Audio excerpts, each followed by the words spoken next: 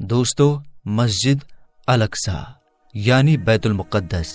جس کی پوری ہسٹری، پورا اتہاس آج کی ایک اسی ویڈیو میں آپ کے سامنے پیش کریں گے۔ تو دوستو، اس پوری دنیا کی سب سے پہلی مسجد الحرام ہے اور دوسری مسجد الاقصی یعنی بیت المقدس، جیسا کہ کتاب صحیح بخاری جلد نمبر 2 میں حضرت ابو ذر رضی اللہ تعالی عنہ کی روایت ہے کہ میں نے پوچھا، یا رسول اللہ صلی اللہ تعالی علیہ وسلم، اس زمین پر سب سے پہلے کون سی مسجد بنائی گئی؟ تو آپ صلی اللہ تعالی علیہ وسلم نے فرمایا کہ مسجد الحرام۔ ابو ذر رضی اللہ تعالی عنہ کہتے ہیں کہ میں نے پھر پوچھا،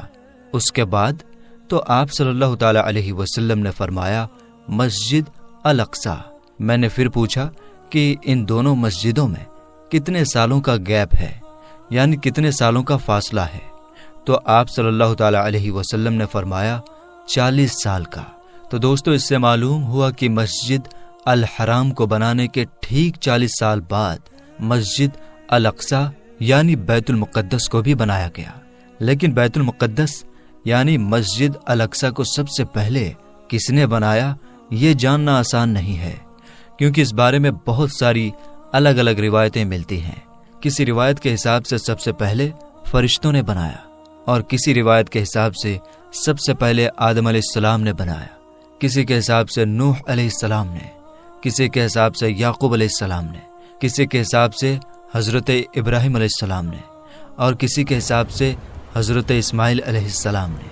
اور اس طرح کی بہت ساری روایتیں ملتی ہیں۔ اب سب سے پہلے بنانے کی صحیح روایت کون سی ہے، یہ اللہ اور اس کے رسول ہی بہتر جانتے ہیں۔ خیر دوستو، ہم بات کریں گے حضرت سلیمان علیہ السلام کے بنانے کے بارے میں، کہ حضرت سلیمان علیہ السلام نے اس کو کس طرح جناتوں سے بنوایا تھا۔ لیکن یہ جاننے سے پہلے آپ کو یروشلم یعنی بیت المقدس شہر کے بارے میں جاننا ہوگا۔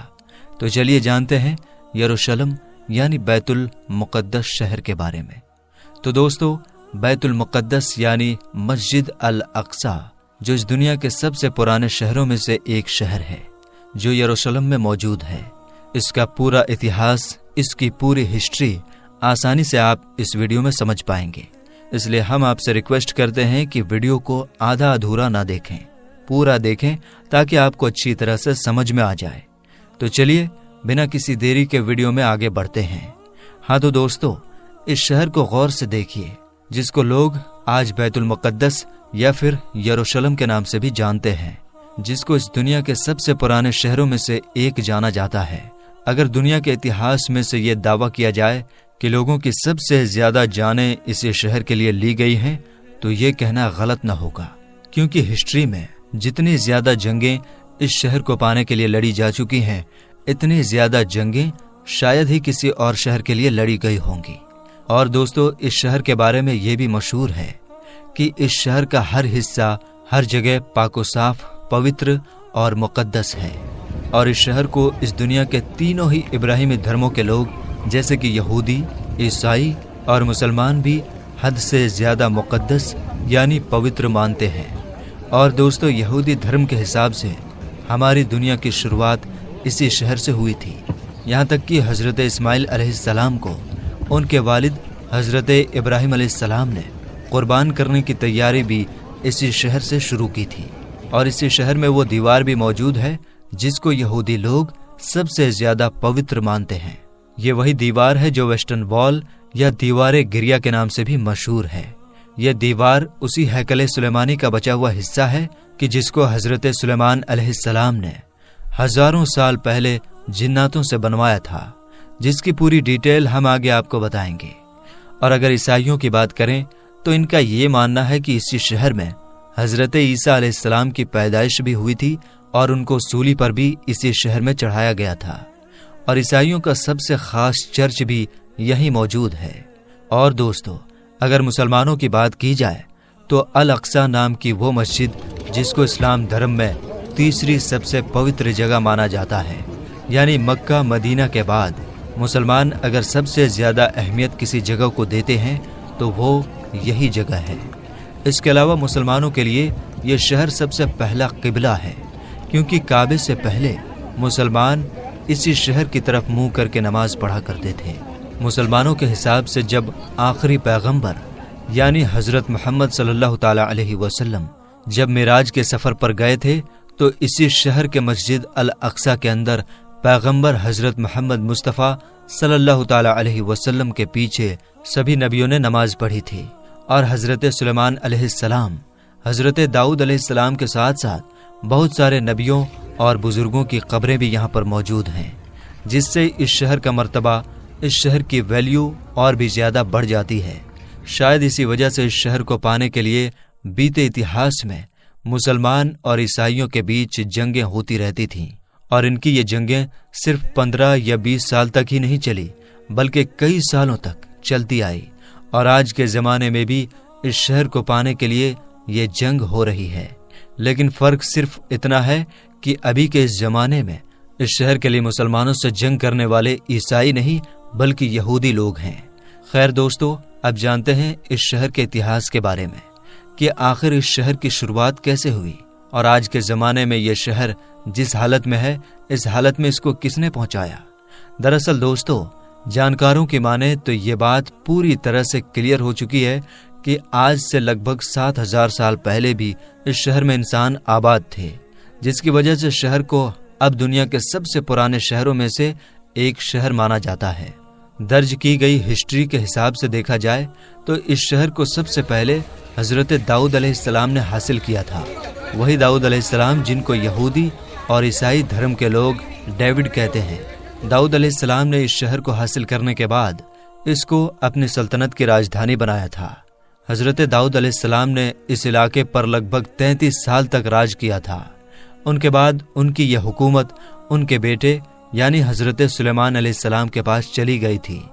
وہی سلیمان علیہ السلام جن کو یوروپ میں سولومن کے نام سے بھی جانا جاتا ہے۔ سلیمان علیہ السلام نے ہی اس ہیکل سلیمانی نام کی مشہور بلڈنگ کو بھی جناتوں سے بنوایا تھا، جس کے اندر تابوت سکینہ کو رکھا گیا تھا۔ تابوت سکینہ ایک ایسا صندوق یعنی ایک ایسا بکسہ ہوا کرتا تھا جو حد سے زیادہ خاص ہوا کرتا تھا۔ اس صندوق کے اندر پرانے گزرے ہوئے بہت سارے مشہور نبیوں کے تبرکات ہوا کرتے تھے، جیسے کہ حضرت سلیمان علیہ السلام کی لاٹھی، حضرت ہارون علیہ السلام کا امامہ، حضرت سلیمان علیہ السلام کی انگوٹھی، حضرت موسیٰ علیہ السلام کی لاٹھی، اور اس کے علاوہ بھی بہت ساری چیزیں ہیں۔ خیر، حضرت سلیمان علیہ السلام کے انتقال فرمانے کے کئی سال بعد یہودیوں کی سب سے بڑی بربادی اس وقت شروع ہوئی جب حضرت عیسیٰ علیہ السلام سے لگ بھگ 600 سال پہلے بابل کے رہنے والے ایک ظالم بادشاہ جس کا نام بخت نصر تھا، اس کی یہودیوں سے بہت ہی سخت دشمنی تھی۔ بس اسی دشمنی کے چلتے اس نے ان لوگوں پر یروشلم شہر میں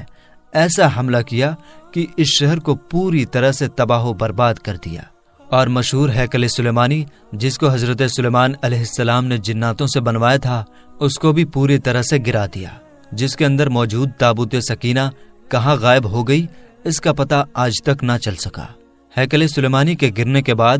بس ایک دیوار ہی بچ گئی جہاں آج جا کر یہ یہودی روتے ہیں اور جس کو ویسٹرن وال یا دیوار گریا کہتے ہیں۔ خیر دوستو، اس حملے کے بعد جب ہزاروں یہودی مارے گئے تو اس سے کہیں زیادہ یہودیوں کو اس بادشاہ نے غلام بھی بنایا، اور غلام بنا کر اپنے ساتھ اپنے علاقے یعنی بابل لے کر چلا گیا، اور اس کے کچھ سالوں کے بعد ہی یعنی 539 عیسیٰ پورو میں ہی سائرس دی گریٹ نام کے ایک یونانی رحم دل بادشاہ نے اس شہر بابل پر ہی حملہ کر دیا، جس بابل شہر کے بادشاہ نے یہودیوں کو تباہ و برباد کیا تھا اور غلام بھی بنایا تھا۔ خیر، سائرس دی گریٹ نے بابل شہر کو حاصل بھی کیا، اور ان یہودیوں کو جن کو ظالم بادشاہ بخت نصر نے غلام بنایا تھا، ان سبھی غلام یہودیوں کو بھی آزاد کرایا اور ان کو اپنے وطن جانے کی بھی اجازت دے دی۔ یہ لوگ نہ صرف اپنے وطن واپس آئے بلکہ انہوں نے سائرس دی گریٹ کی مدد سے اس مشہور عمارت ہیکل سلیمانی کو پھر سے بنوا لیا۔ مگر وقت بیتتا گیا اور پھر سن 70 عیسوی کے زمانے میں دنیا کی سب سے طاقتور سلطنت یعنی رومن سلطنت نے یروشلم شہر پر حملہ کر دیا۔ رومن شہنشاہ ٹائٹس جب اس شہر میں گھسا تو اس کی فوج نے اس پورے شہر میں آگ لگا دی، ساتھ ہی ساتھ ہیکل سلیمانی نام کی اس عمارت کو بھی پوری طرح سے برباد کر دیا، اور جیسے جیسے وقت بیتتا گیا ویسے ویسے یہودیوں کا رومن سلطنت کے انڈر میں رہنا اور بھی زیادہ مشکل ہونے لگا۔ پھر جب 135 عیسوی میں یہودیوں نے رومی سلطنت کے خلاف بغاوت کرنے کی کوشش کی تو رومی فوج نے بغاوت کے جرم میں اس پورے شہر پر ہل چلا کر اس کو پوری طرح سے ویران کر دیا۔ شہر میں رہنے والے ایک ایک یہودی کو بازار میں لے جا کر غلام بنا کر بیچ دیا۔ اتنا ہی نہیں، رومی لوگوں کو یہودیوں سے اتنی زیادہ نفرت تھی کہ جس کی وجہ سے رومی لوگوں نے یہودیوں کی اس خاص جگہ جہاں ہیکل سلیمانی ہوا کرتی تھی وہاں کوڑا اور گندگی ڈالنا شروع کر دی، اور یہ مشہور شہر صرف 100 یا 200 سالوں تک ہی نہیں بلکہ کئی صدیوں تک ویران رہی۔ اور پھر آخرکار 638 عیسوی میں مسلمانوں کے دوسرے خلیفہ یعنی حضرت عمر نے اس شہر کو رومن سلطنت سے جیت لیا تھا۔ اس کے بعد لگاتار ایک لمبے وقت تک یہ شہر مسلمانوں کے ہی انڈر میں رہا، مگر شروع سے ہی عیسائی فوجیں بھی اس شہر کو پانے کی کوششیں کرتی تھیں۔ لاکھ کوششوں کے باوجود بھی عیسائی فوجیں مسلمانوں سے اس کو دوبارہ حاصل نہیں کر پائی تھی، مگر پھر بعد میں جب مسلمانوں کی اندرونی لڑائیوں کی وجہ سے ہی مسلمانوں کی خلافت یعنی خلافت عباسیہ کمزور پڑ گئی تو 1099 میں ہی عیسائی فوج یروشلم شہر کو ایک بار پھر سے حاصل کرنے میں کامیاب ہو گئی تھی۔ مگر اس شہر کو ابھی عیسائیوں کے ہاتھ لگے ہوئے کچھ ہی سال گزر پائے تھے کہ مسلم دنیا میں ایک نیا نام ابھر کر آ گیا تھا، اور یہ نام تھا صلاح الدین ایوبی۔ وہی صلاح الدین ایوبی جس نے بچپن سے ہی اس بات کی قسم کھا رکھی تھی کہ وہ ہر حال میں عیسائیوں سے اس شہر کو دوبارہ حاصل کر کے رہے گا۔ یہی وجہ ہے کہ صلاح الدین ایوبی نے شروع سے ہی اس شہر کو حاصل کرنے کی کوشش شروع کر دی تھی، اور آخرکار 1187 میں یعنی 100 سال پہلے ہی ایک بار پھر سے یہ شہر مسلمانوں کے انڈر آ گیا تھا، یعنی صلاح الدین ایوبی نے اس شہر کو فتح کر لیا تھا۔ اس کے بعد بھی دوستو اس شہر کو پانے کے لیے عیسائیوں اور مسلمانوں کے بیچ کئی جنگیں لڑی گئی، مگر لاکھ کوششوں کے باوجود بھی عیسائی لوگ دوبارہ اس شہر کو مسلمانوں سے نہیں چھین سکے، اور اگلے لگ بھگ 600 سے 700 سالوں تک لگاتار یہ شہر مسلمانوں کے انڈر میں رہا۔ آپ کو بتا دیں کہ پھر 1517 عیسوی میں